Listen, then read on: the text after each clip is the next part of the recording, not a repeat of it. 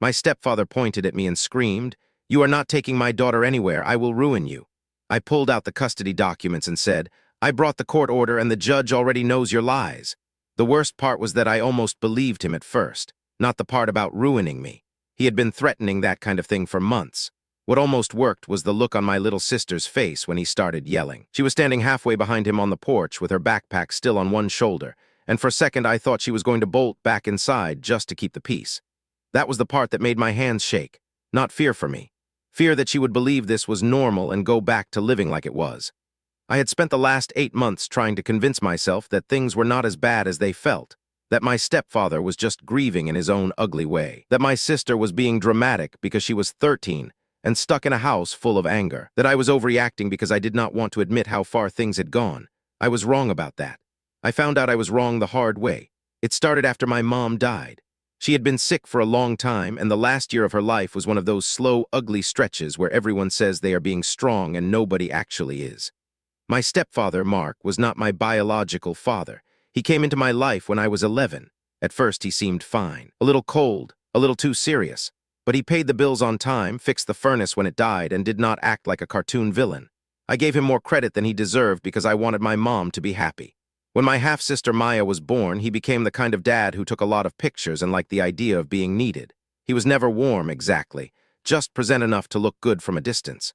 After my mom got sick, that all changed. The hospitals, the chemo, the endless pharmacy runs, the insurance calls, the missing work hours, the hotel shampoo smell in her blankets, all of it wore him down. Or maybe it just took the mask off. By the time she died, he had become the sort of man who always sounded like he was already angry before anyone even spoke. Maya was 12 when we buried her.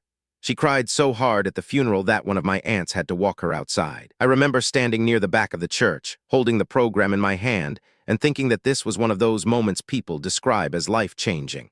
I did not know yet how literal that would become.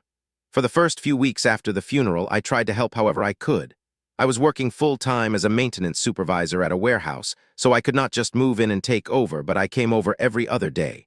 I brought groceries. I fixed the broken latch on the side door. I sat with Maya while she did homework at the kitchen table. I took her to the dentist when Mark said he was too busy. I took her to school when he overslept. I tried not to keep score because I told myself that was what family did after a loss. Then I started noticing little things that did not fit. Maya would text me that she had not eaten dinner yet, even though Mark said he cooked. She would say she had stayed home from school because she was sick, but when I asked what kind of sick, she would go quiet and say not sick enough for him to care. Her backpack would be torn. Her socks would be wet in winter. She had a rash on one wrist from wearing the same bracelet for too long. At first, I told myself those were the kinds of things that happen in a house that is falling apart. Then the school counselor called me. That was the first time I understood I was not just watching grief happen. I was watching neglect. The counselor said Maya had started asking to stay inside during lunch. She had stopped turning in assignments. She was falling asleep in class. Then she mentioned that Maya had told her she sometimes waited until after midnight to shower because that was the only time the bathroom was quiet. The counselor did not make accusations. She did not need to. The silence in her voice told me enough. I drove to the school during my lunch break and sat in a little room with a fake plant and a stack of old magazines while she explained the concerns. She said Maya seemed scared to make her stepfather annoyed. She said Maya kept checking her phone even though she was not supposed to have it during school hours. She said there were a few comments about money, but she had not pushed because she wanted to gather facts before making a report. I remember nodding like I was calm. Inside, I felt something in me go cold. After that, I started paying attention to the money. That was the part I hated because it made me feel like a creep and a brother at the same time. My mom had had a small life insurance policy. Nothing huge, just enough to cover the funeral and leave a little for Maya. Mark said he would put it into a savings account for her. He said the same thing about the survivor benefits from my mom's pension and the small account she had left in Maya's name. I believed him because I did not know what else to do. I was working 6 days a week and trying to keep my own rent paid. I thought if I kept showing up and asking general questions, things would sort themselves out. They did not. Maya started mentioning in fragments that Mark got angry when she asked for school clothes. She said he would tell her she already had enough and that she should stop acting spoiled. She said he had started keeping the thermostat low because heating bills were expensive. But then he would leave the truck idling in the driveway for 20 minutes while he sat in it and scrolled his phone. She said he made her eat cereal for dinner more than once because he had ordered takeout for himself and did not feel like cooking for two. I did not move immediately because I was still making the mistake a lot of calm people make. I thought if I stayed rational enough, he would eventually act rational too. Instead, he got meaner. He started showing up late to school events and looking irritated when teachers asked where he had been. He started telling people I was interfering. He told my aunt I was trying to make Maya choose sides.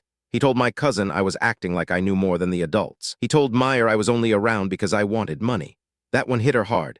She asked me about it one night while I was driving her home from a library program. She said it like she was embarrassed to ask. I told her the only money I had spent on her was for lunch, socks, and a new math binder, and that if Mark wanted receipts, I could probably find them. She laughed a little at that, which was the first real laugh I had heard from her in weeks. Then she went quiet again. A week later, she showed up at my apartment with a bruise under her arm. She said she had hit the bathtub. It did not look like a bathtub bruise. I am not a doctor, but I have enough common sense to know when something does not line up. I asked her directly whether Mark had done it. She started crying before she answered.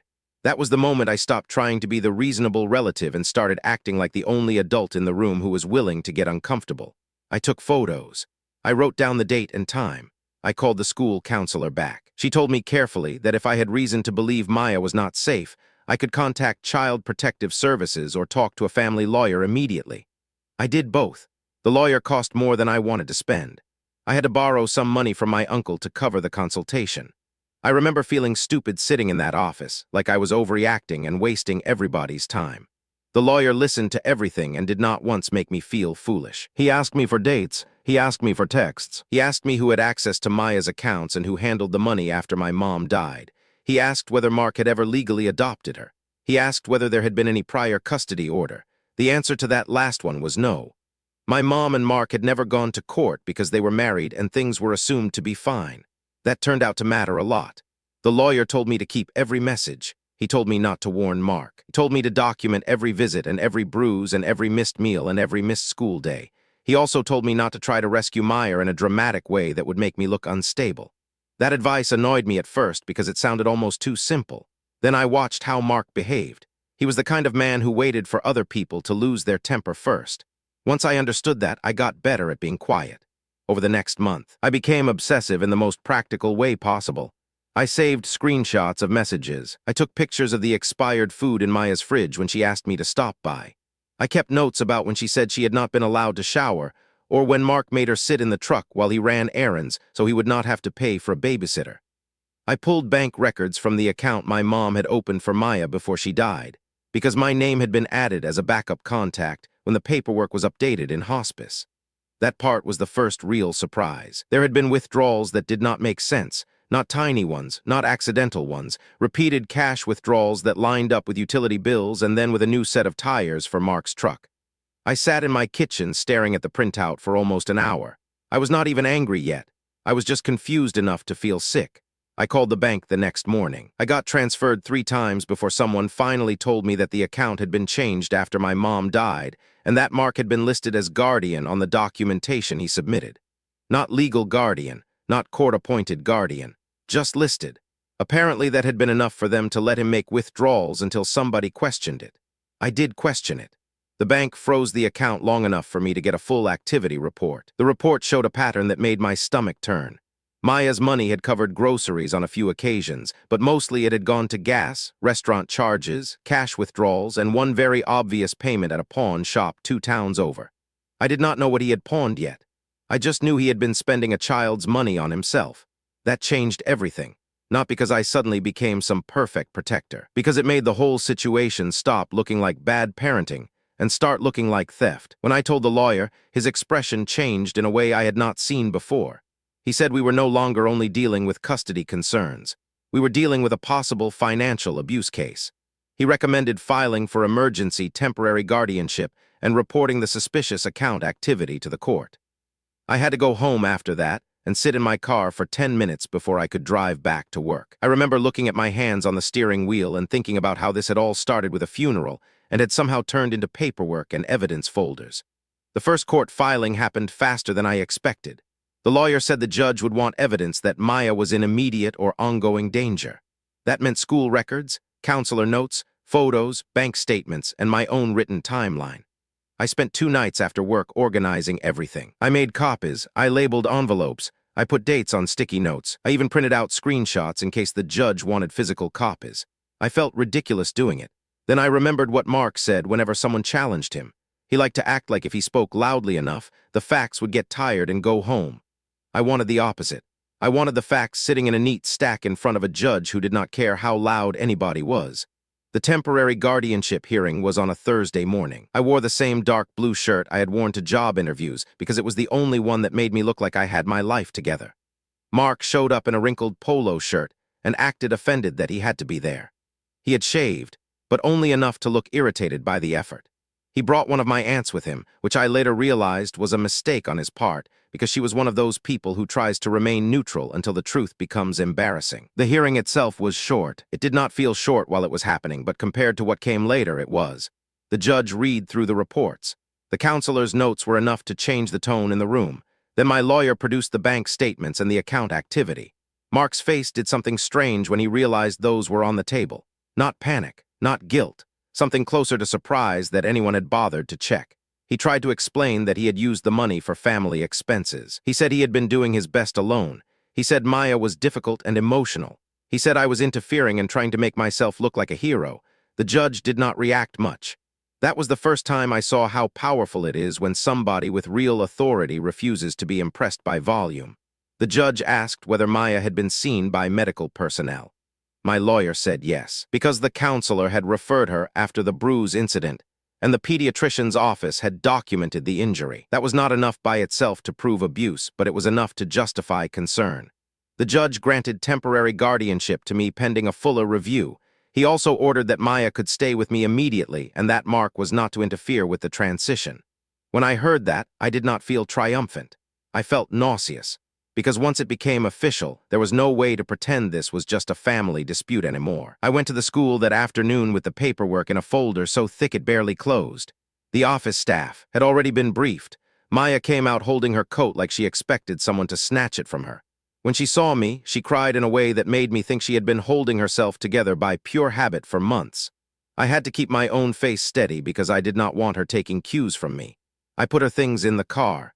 I drove her to my apartment. I had already set up the spare room with a bed frame I bought used off Marketplace, a desk, and new sheets from a discount store. Nothing fancy, just clean. The first night she slept with the hall light on. I did not argue with that. I slept on the couch because I wanted to be close in case she woke up.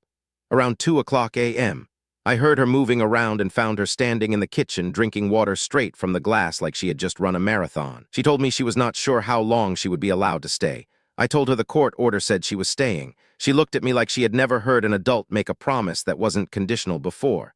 That should have been the end of it. It was not. Mark had a habit of turning every boundary into a challenge. 2 days after Maya moved in with me, he started calling the apartment and leaving voicemails. I did not answer. He sent texts through a number I had not saved. He said I had kidnapped her. He said I was poisoning her against him. He said I was using my mom's death to get attention. I forwarded everything to the lawyer. He told me to keep doing that. He also told me not to reply, not even once. The lawyer explained that if Mark wanted to challenge the guardianship, he would have to do it through the court. The best thing I could do was remain consistent, calm, and boring. That advice probably saved me. I hate admitting that because it makes me sound like a guy who suddenly became wise. I was not wise, I was just scared enough to follow instructions. Maya settled in slowly. The first week, she ate like somebody who expected the food to disappear. She apologized constantly for taking the last yogurt, for leaving a notebook on the table, for using too much shampoo. It took me a while to understand how many tiny rules she had been living under. I started paying attention to her moods the way some people pay attention to weather. If she got quiet after a phone vibration, I would not push. If she wanted to help with dinner, I would let her chop vegetables even if it meant making the process slower. I found out she liked onions but hated mushrooms. I found out she could fall asleep on the couch in under 5 minutes if the room was warm and no one was arguing. I found out that, for her, normal felt suspicious. Meanwhile, Mark kept digging. He filed an objection to the temporary guardianship and claimed I had manipulated Maya. He said she was vulnerable after losing her mother and that I had taken advantage of that vulnerability. He also said the bruising report had been exaggerated. My lawyer was almost amused by the irony. He told me the next hearing would be where the facts really mattered. That was when we started finding the rest of it. The court-appointed investigator interviewed Maya at school and then asked for another review of the account records. The investigator found additional withdrawals from the account after my mom died. One of them matched a purchase at an electronics store. Another matched a mechanic's invoice. Another was cash. When the investigator looked deeper, they found that Mark had also used Maya's name on a utility assistance application. He was claiming household size and dependency numbers that did not fit the actual living arrangement. It was not the cleanest kind of fraud. It was the kind that happens when a person believes nobody is going to check. The investigator also spoke to Maya's teacher, who confirmed she had missed multiple assignments around the times Mark said she was sick. The teacher remembered Maya falling asleep in class and looking unwashed more than once. Then the teacher said something I still think about. She said Maya seemed more afraid of making mistakes at home than at school. That sentence told me more than a dozen arguments ever had. Mark made one mistake that ended up hurting him more than all the rest. He filed a complaint with the court, saying I was refusing him access to Maya. That complaint triggered a review of the exchange schedule and the financial situation around the household. The court asked for proof of his expenses. He submitted a stack of printed bank pages that mostly showed grocery purchases, gas, and household bills. Then my lawyer cross-referenced the dates with the actual account withdrawals. The timing did not match. Some of the expenses he claimed to have covered were already paid out of Maya's funds. Some of the grocery charges were duplicated because he had counted the same receipts in two different places. And one of the pawn shop transactions, the one I had initially noticed but not identified, turned out to be my mom's old ring and a watch she had left for Maya. I remember finding that out in the lawyer's office. The ring had not been sold through a regular receipt. It had been pawned under a vague description by Mark himself. I had to sit very still while the lawyer explained that to me because I felt like if I moved, I might break something in the room. That ring had been my mom's. She wore it every day for almost 20 years. She had told Maya it was hers someday. Mark had turned it into cash. I did not go to his house that night. I wanted to. I even drove halfway there before I pulled into a grocery store parking lot and sat there until I stopped shaking. That was the closest I came to doing something stupid. Instead, I sent the information to the lawyer and then took a long route home because I knew if I got back too early I would just stare at the wall and imagine the worst version of myself. The next hearing was the turning point. Mark arrived with a different attitude. He had clearly been told, or at least suspected, that things were no longer in his favor. He acted like the entire situation had become a misunderstanding, that everyone should just move past. That is another kind of lie people tell when the evidence starts stacking up. They pretend the problem is tone. The judge was not interested in tone. The investigator presented the updated report. The bank records were entered. The school attendance concerns were entered. The counselor's notes were entered. My lawyer laid out the pattern of withdrawals and the unauthorized use of the benefits account. Then he brought up the pawn transaction. Mark tried to claim he had no idea how the ring ended up in the shop. The judge looked at him the way a tired adult looks at someone who has just lied badly enough to make the room smaller. The judge asked why he had not disclosed the ring on his earlier filings. Mark said he had forgotten. Nobody believed that, not even the aunt he had dragged to the first hearing. She looked down at the floor so hard I thought she might burn a hole in it. Then the judge asked Maya whether she wanted to speak with the investigator directly. She did. She was nervous. I could tell because she kept twisting the end of her sleeve, but she answered clearly. She said she did not feel safe at home when Mark was angry. She said he sometimes made her stay in her room for hours. She said he used her mother's things to make her obey. She said she wanted to stay with me. I had to stare at the edge of the table because I did not want to cry in front of the judge. That would not have helped anything. Judge granted full temporary custody to me and ordered supervised contact only for Mark until further review. He also ordered a forensic review of the account records and referred the suspected financial misuse to the county attorney. That was the moment I realized Mark had not just lost the argument. He had walked himself into consequences. The hearing ended without anyone making a big scene. That somehow made it worse for him. He had no dramatic exit, no last speech, no fake apology that could soften the blow. He just sat there while the clerk handed out the next deadlines and the investigator packed up the files. Outside the courtroom, he finally looked at me like he had just understood I was not going to fold. Not because I was tougher than him, because I had documents and he had a habit of lying to people who were checking. The part that everyone thinks is the ending happened after that. It was not. That was just the point where the court started catching up. The practical consequences took months. The bank required new signatures. The account was moved into a protected guardianship structure. Mark had to repay money, although the amount and the timing depended on the court's findings. The county attorney decided there was enough to keep looking into possible misuse of benefits and fraudulent filings. Mark's phone stopped working in the middle of all that because he had missed payments on the bill. His truck got repossessed in front of the house one morning while Maya and I were leaving for school. I did not feel happy watching that happen. Just tired. There is a big difference. My aunt called me after the truck was gone and admitted she had believed Mark because he sounded confident and I sounded upset. That stung because I knew exactly what she meant. People trust loud certainty when they are uncomfortable. What changed her mind was the bank paperwork and the ring. Not an emotional apology, not a family speech. Paper, numbers, a clear chain of facts. That turned out to be the theme of the whole thing. Maya needed a few weeks before she stopped flinching whenever someone walked too fast behind her. She started therapy through the school district, and then later through a counselor I found after reading too many reviews and asking too many questions. The counselor told me she showed signs of chronic stress, which was the polite adult way of saying she had been living in survival mode for a long time. I did not need the diagnosis to know that. I saw it in the way she guarded food. I saw it in the way she apologized before asking for water. I saw it in the way she used to leave doors open because closed doors felt too much like punishment. The worst emotional hit for me came when she asked whether she had caused all of it by being difficult. I had to stop walking and actually think about my answer because I wanted to say the perfect thing, and there is no perfect thing for that question. I told her the truth. I told her adults are responsible for taking care of children, and that bad adults always try to make children feel responsible for the mess. I told her none of this was her fault. She cried again, but this time it was the quieter kind. The kind that feels like something is finally loosening. Mark tried one last round of manipulation after the custody order became more permanent. He had a friend call me pretending to offer a settlement. I recognized the name from his social media photos, which is one of those annoyingly useful things about being a normal person who notices faces. The friend wanted me to agree to let Mark have unsupervised visits in exchange for him not contesting the guardianship further. I told my lawyer immediately. He said that was exactly the right move. The friend's number ended up being mentioned in court later when the judge asked whether anyone had attempted to pressure me outside the legal process. That was not the kind of question Mark expected to matter. It mattered anyway. After that, his ability to spin the story got weaker and weaker. The school stopped dealing with him as the decision maker. The bank stopped honoring his requests. The county kept asking for records. The investigator kept asking why the numbers did not match his story. At some point, the lie became too expensive to maintain. That was when he tried the emotional route. He sent a handwritten note through my aunt saying he had loved Maya like his own daughter and that I had turned her against him. He did not say it to my face.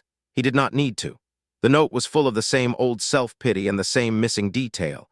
Nowhere in it did he explain the missing money or the ring or the bruises or the school absences or why a 12-year-old needed to hide snacks in her backpack.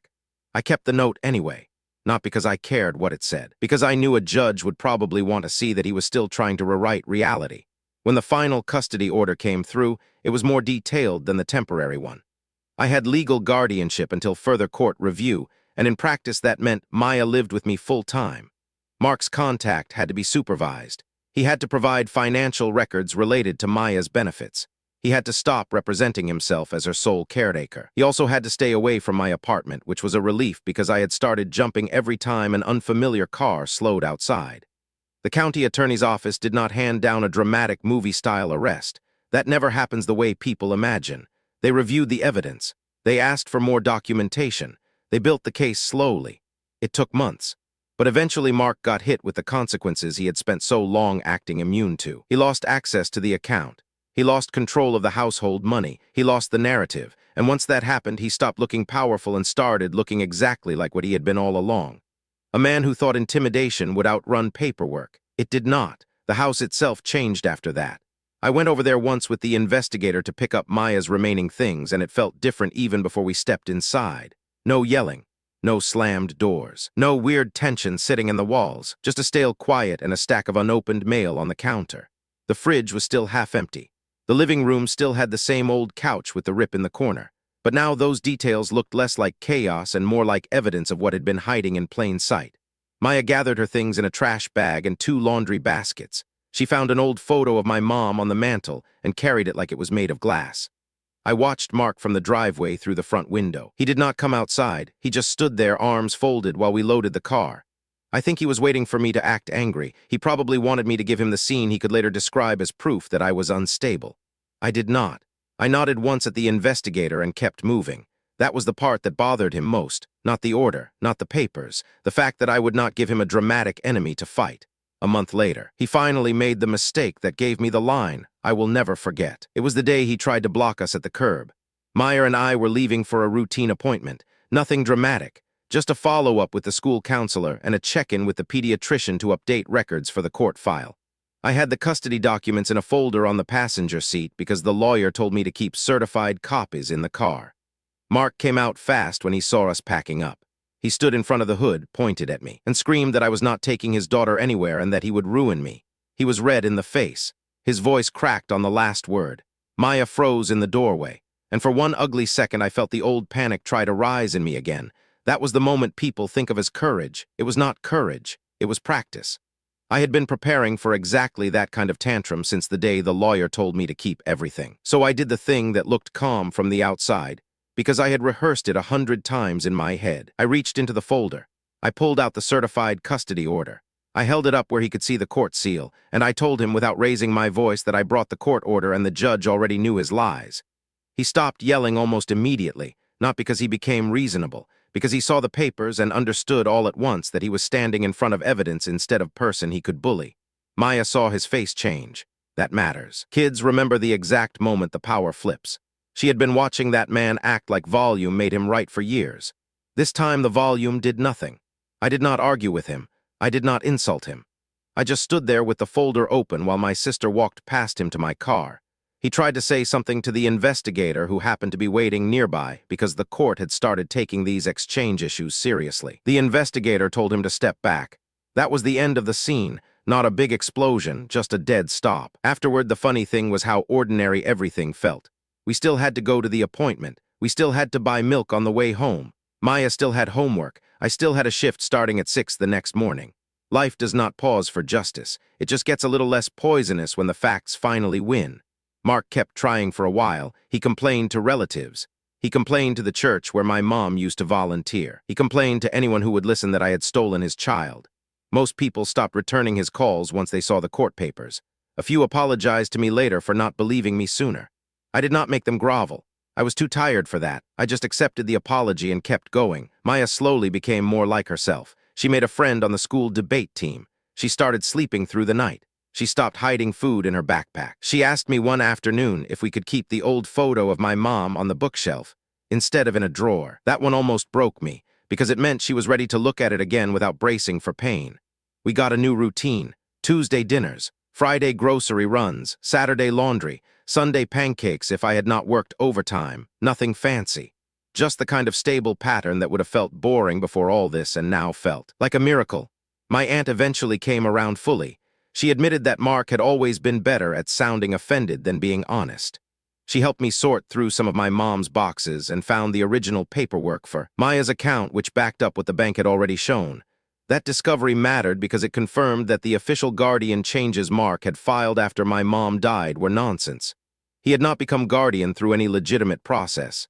He had simply acted as if nobody would challenge him. That was his whole system. Act first. Intimidate second. Paperwork never. Once enough people started reading the actual paperwork, the whole thing collapsed. I learned a lot from that, more than I wanted to. I learned that calm is not the same thing as weak. I learned that documentation does not feel dramatic while you are gathering it, but it can save your life later.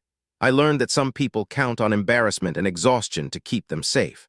I learned that a kid can survive more than you think, but that does not mean she should have had to. I also learned that the strongest move is often the most boring one. Fill out the forms, keep the receipts, write down the dates. Do not answer the bait, bring the order. That was what saved us, not a perfect speech, not a lucky break, not some sudden heroic moment. Just evidence, patience, and the refusal to let a loud man define reality. The last time I saw Mark in a public setting, he looked smaller than I remembered. Not physically, just less convincing. His shoulders were hunched the way they get when somebody has spent too long losing and still expects the room to be impressed.